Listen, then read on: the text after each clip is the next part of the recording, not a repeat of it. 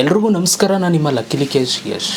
ನೀವೇನಾದರೂ Google pay, PhonePe, Paytm, ಪೇಜ್ಯಾಪು ಇನ್ನೊಂದು ಮತ್ತೊಂದು ಆ್ಯಪ್ಗಳನ್ನ ಯೂಸ್ ಮಾಡಿ ಪೇಮೆಂಟ್ಗಳನ್ನ ಮಾಡ್ತಾಯಿದ್ರೆ, ಸ್ಕ್ಯಾನ್ ಮಾಡಿ ಇನ್ನೊಂದು ಮಾಡಿ ಮಾಡ್ತಾಯಿದ್ರೆ, ಯೂಸ್ ಮಾಡ್ತಾಯಿದ್ರೆ, ಈಗ ಆಗಸ್ಟಿಂದ ಹೊಸ ರೂಲ್ಸ್ ಬಂದಿದೆ.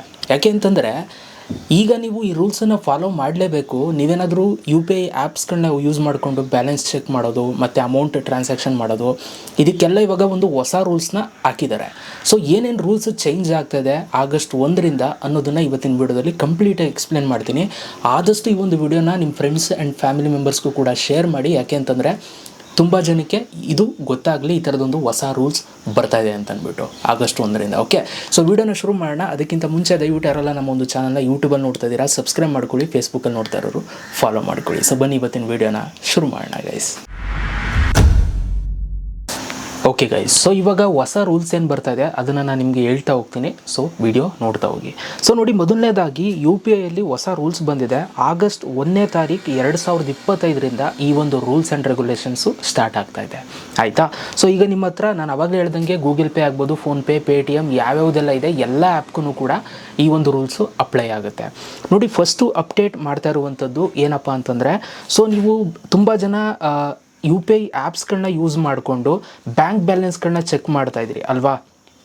ಸೊ ನನ್ನ ಒಂದು ಅಕೌಂಟಲ್ಲಿ ಎಷ್ಟು ಅಮೌಂಟ್ ಇದೆ ಅನ್ನೋದನ್ನು ನೀವು ತೆಗೆದು ನೋಡ್ತಾ ಇದ್ದೀರಿ ಪ್ರತಿದಿನ. ಮೊದಲು ನೀವು ಎಷ್ಟು ಸಲ ಆದರೂ ನೀವು ತೆಗೆದು ನೋಡ್ಬೋದಿತ್ತು, ಬಟ್ ಇವಾಗ ಲಿಮಿಟ್ ಇಟ್ಟಿದ್ದಾರೆ. ಎಷ್ಟು ಲಿಮಿಟ್ ಇಟ್ಟಿದ್ದಾರೆ ಅಂತಂದರೆ, ಈಗ ನೀವು ಪ್ರತಿದಿನ ಡೈಲಿ ನೀವು 50 ಸಲ ನೀವು ನೋಡ್ಬೋದು ಅಷ್ಟೇ. ಆಯಿತಾ? 50 ಸಲಕ್ಕಿಂತ ಹೆಚ್ಚು ಸಲ ನೀವು ನೋಡೋದಕ್ಕಾಗಲ್ಲ.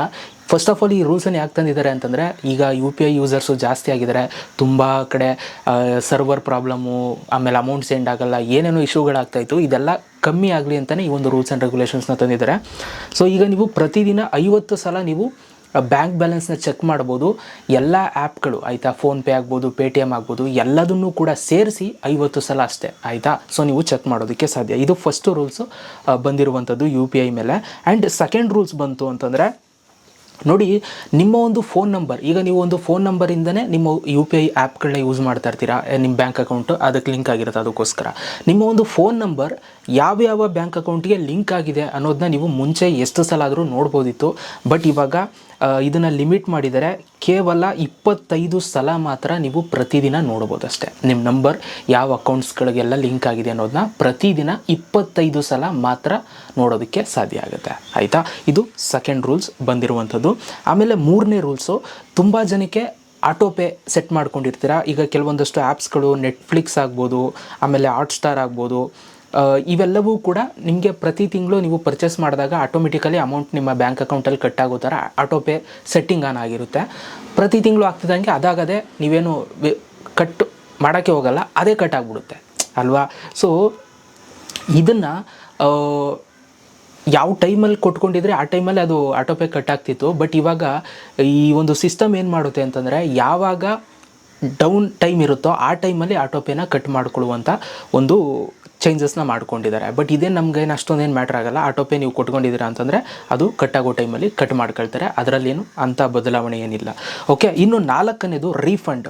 ಸೊ ನೋಡಿ, ಈಗ ನೀವು ಯಾರಿಗೂ ಅಮೌಂಟ್ ಕಳಿಸಿರ್ತೀರಾ, ಈಗೆಲ್ಲ ಹೋಗಿ ಅಂಗಡಿಲಿ ಹೋಗಿ ಸ್ಕ್ಯಾನ್ ಮಾಡಿರ್ತೀರಾ. ಆ ಸ್ಕ್ಯಾನ್ ಮಾಡಿದ್ಮೇಲೆ ಅಮೌಂಟು ಕಟ್ಟಾಗುತ್ತೆ. ಆಯಿತಾ? ನಿಮ್ಮ ಅಕೌಂಟಿಂದ ಕಟ್ಟಾಗುತ್ತೆ. ಬಟ್ ಅವ್ರಿಗೆ ಅಮೌಂಟ್ ಅದು ಟ್ರಾನ್ಸ್ಫರೇ ಆಗೋಲ್ಲ. ಆಯಿತಾ? ಟ್ರಾನ್ಸ್ಫರ್ ಆಗೋದಕ್ಕೆ ತುಂಬ ಟೈಮ್ ತಗೊಳುತ್ತೆ. 1-2-3 ದಿನ ತಗೊಳ್ತಿತ್ತು ಮೊದಲೆಲ್ಲ.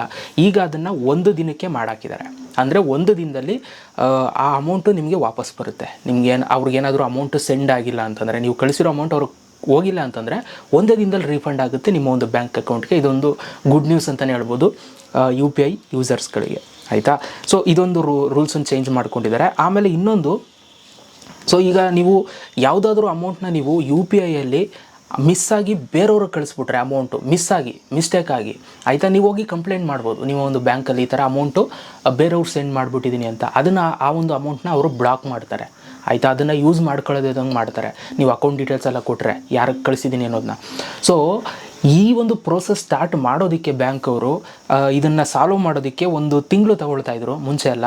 ಐ ಥಿಂಕ್ ಆಸ್ಪಾಸು 1 ತಿಂಗಳು ಅಂದರೆ 1 ತಿಂಗಳಲ್ಲ, ಒಂದು 20 ದಿನ, ಕೆಲವು ಒಂದೊಂದು ಸಲ 15 ದಿನ ಈ ಥರ ತಗೊಳ್ತಾಯಿದ್ರು. ಬಟ್ ಇವಾಗ ಹೊಸ ರೂಲ್ಸ್ ಬಂದಿದೆ. ಏನು ಅಂತಂದರೆ 5 ರಿಂದ 7 ದಿನಗಳ ಒಳಗಡೆ ಅದನ್ನು ನಿಮಗೆ ಕ್ಲಿಯರ್ ಮಾಡಬೇಕು ಅವರು. ಆಯಿತಾ. ಸೊ ಆ ಅಮೌಂಟ್ ಏನು ಬಂದಿದೆ, ಆ ಒಂದು ಪ್ರಾಬ್ಲಮ್ ಬೇರೆಯವ್ರು ಮಿಸ್ಸಾಗಿ ಕಳಿಸಿರೋದನ್ನ, ಆ ಒಂದು ಪ್ರಾಬ್ಲಮ್ನ ನಿಮಗೆ ಸಾಲ್ವ್ ಮಾಡಬೇಕು ಬ್ಯಾಂಕವ್ರಿಗೂ ಕೂಡ ಇದೊಂದು ಅಪ್ಡೇಟ್ನ ಕೊಟ್ಟಿದ್ದಾರೆ. ಸೊ ಇದರಿಂದ ನೀವು ಯಾರಿಗಾದ್ರೂ ಮಿಸ್ಸಾಗಿ ಅಮೌಂಟ್ ಕಳಿಸ್ತು ಅಂತಂದರೆ ನೀವು ಹೋಗಿ ಕಂಪ್ಲೇಂಟ್ ಕೊಟ್ಟರೆ ಬ್ಯಾಂಕಲ್ಲಿ ಅದನ್ನು 5 ರಿಂದ 7 ದಿನದೊಳಗಡೆ ಸೊ ಆ ಒಂದು ಅಮೌಂಟು ನಿಮಗೆ ಎಲ್ಲ ವಾಪಸ್ ಆಗುತ್ತೆ, ಪ್ರಾಬ್ಲಮ್ ಸಾಲ್ವ್ ಆಗುತ್ತೆ. ಸೊ ಇದಿಷ್ಟು ಹೊಸ ರೂಲ್ಸ್ ಆ್ಯಂಡ್ ರೆಗ್ಯುಲೇಷನ್ಸು UPI ಆ್ಯಪ್ಗಳನ್ನ ಯೂಸ್ ಮಾಡೋರಿಗೆ ಬರ್ತಾ ಇದೆ. ಇನ್ನು ಮುಂದೆ ಬ್ಯಾಂಕ್ ಬ್ಯಾಲೆನ್ಸ್ ಎಲ್ಲ ಚೆಕ್ ಮಾಡಬೇಕಾದ್ರೆ ಸೊ ಜಾಸ್ತಿ ಸಲ ಇಲ್ಲ ಚೆಕ್ ಮಾಡ್ಕೊಳಕ್ಕಾಗಲ್ಲ. ಹಾಗಾಗಿ ಹುಷಾರಾಗಿ ಆದಷ್ಟು ಲಿಮಿಟಾಗಿ ಚೆಕ್ ಮಾಡ್ಕೊಳ್ಳಿ. ಆ್ಯಂಡ್ ಈ ರೂಲ್ಸ್ ಆ್ಯಂಡ್ ರೆಗ್ಯುಲೇಷನ್ಸ್ ಎಲ್ಲ ಹೊಸದಾಗಿ ಅಪ್ಲೈ ಆಗ್ತದೆ ಆಗಸ್ಟ್ 1ನೇ ತಾರೀಕಿಂದ, ಅಲ್ಲಿ ತನಕ ಇನ್ನೂ ಆಗಿಲ್ಲ. ಸೊ ಇವಾಗ 26ನೇ ತಾರೀಕಿದು ನಾನು ವೀಡಿಯೋ ಮಾಡ್ತಾ ಇರೋದು. ಓಕೆ, ಸೊ ಇದಿಷ್ಟು ಇವತ್ತಿನ ಒಂದು ವೀಡಿಯೋ. ಆದಷ್ಟು ಎಲ್ರಿಗೂ ಕೂಡ ಶೇರ್ ಮಾಡಿ ಈ ಒಂದು ವೀಡಿಯೋನ, ನಿಮ್ಮ ಫ್ರೆಂಡ್ಸು ಫ್ಯಾಮಿಲಿ ಮೆಂಬರ್ಸ್ ಎಲ್ಲರಿಗೂ ಕೂಡ ಗೊತ್ತಾಗಲಿ ಅಂತ ಹೇಳ್ತಾ ವೀಡಿಯೋ ಏನಿಸ್ತು ಕಮೆಂಟ್ ಬಾಕ್ಸಲ್ಲಿ ಕಮೆಂಟ್ ಮಾಡಿ, ಫಾಲೋ ಮಾಡೋದು ಮರಿಬೇಡಿ. ಸಿಗೋಣ ನೆಕ್ಸ್ಟ್ ವೀಡಿಯೋದಲ್ಲಿ. ಅಲ್ಲಿ ತನಕ ಲವ್ ಯು ಆಲ್ ಗೈಸ್.